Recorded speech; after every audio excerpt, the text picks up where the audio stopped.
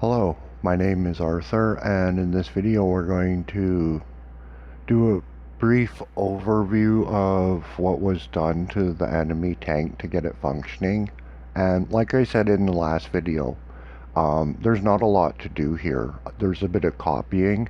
So I copied all of the parts from the player unit onto the enemy unit. And by copy, I mean quite literally, I copied the values directly from the player tank and pasted them into the values of the enemy tank. Um, that might sound a little tedious, but it's much faster than setting it up any other way. So this is pretty much copy and paste and just replicating the tank from the enemy side to the player side. The only difference is the enemy needs its own shell and the enemy's layering is different. So enemies in crates I've put into the collision layer 6 and player units are in layer 16. How that works is the enemy unit's detection radius scans layer 16, the player's detection radius scans layer 6. And that creates all of the targeting, and it's not really very complicated. Then the same thing with shells. The shells area, look in the area of the unit they're intended to hit. So a player's shell scans layer 6 and the environment layer, and an enemy's shell scans the environment layer and the player's specific layer 16. That's about it. What we're going to look at in this video is fixing the animations. Now there's a problem with animations, and just an oversight on my part as I'm getting used to doing animations on 3D things. It's a little bit different than 2D where I have some animated sprites and an animation player. It's much easier to get different animations playing at the same time, and I'm not used to the idea of how they need to be separated when you're just dealing with animation players. Because in any of my 2D demonstrations, treads are a series of pictures put into a sprite sheet or a folder of images that get loaded into an animated sprite, so it's a little bit different. Now the problem with this is drive and recoil being in the same animation player, and then having two animations to get the drive animation to be complete. We don't want two animations to make the drive animation complete. Now animations can be saved, so I've saved all of the animations right here into a folder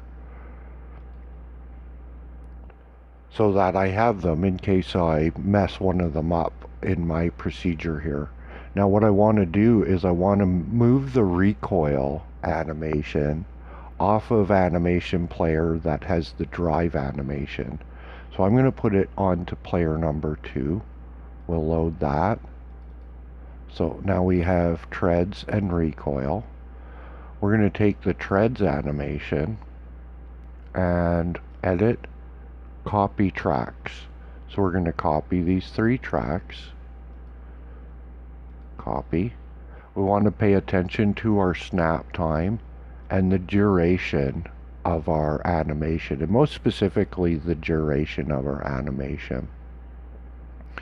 Now in first animation player, we want to change our snap time to the duration of the treads animation. We'll put the playhead onto 0. We want snapping on, edit, paste tracks. So now we have a method to build the treads animation in the wheels drive animation and consolidate the 2 animations into one.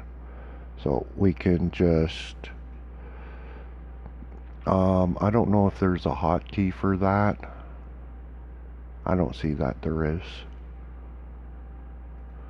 So we'll just duplicate keys. We'll advance the head, duplicate keys, And we'll do this until we have treads animation filling up the whole drive animation. It's not likely that the timing is going to match up perfectly. That's highly unlikely, but it's not going to matter because of the nature of the optical illusion that is the treads animation. The other way to do this would be to figure out how to do it in Blender, and yeah, I'm not really sure on how to do that. It would involve animating the visibility of things.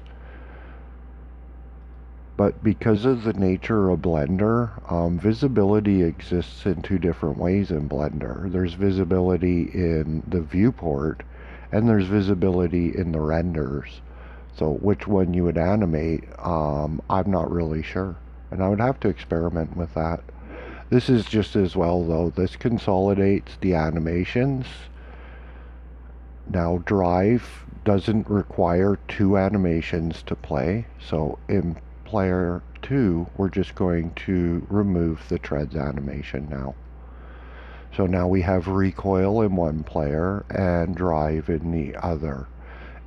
Recoil can't be in the same player as drive because it never gets a chance to play.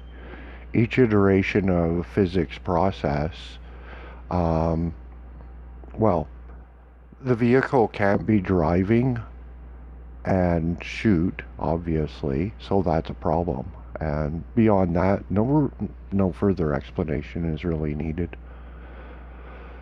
So we'll just have a look at how things are working. I've already changed the script to suit this, to reflect the changes. So now there's not two animation players when it drives. It's more suitable for other units that would not have two animations to drive.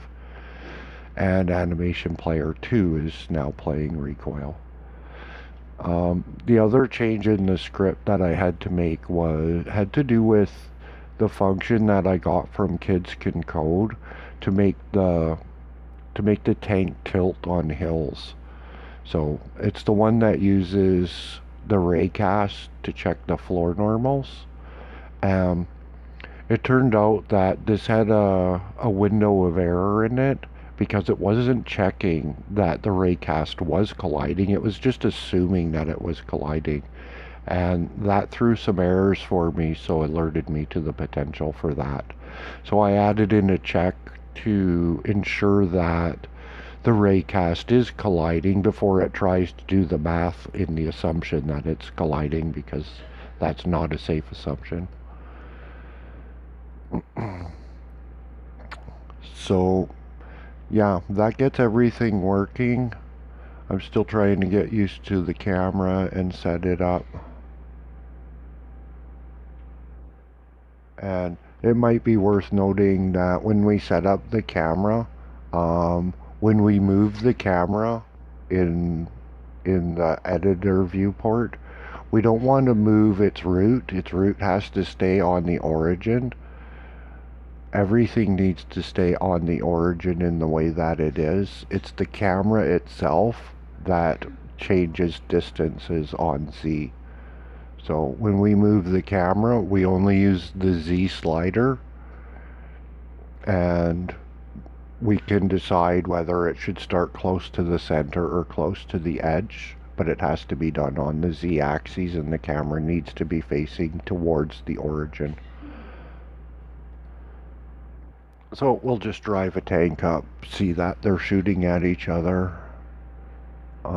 We should have the recoil animation and everything should be playing good. So we've got shooting. About the next thing to do is to consider the timing of the shooting and to get that 50 caliber gun, or yeah, the machine gun functioning. So that's what I'll be looking at. I hope this video was helpful, and until the next video, take care.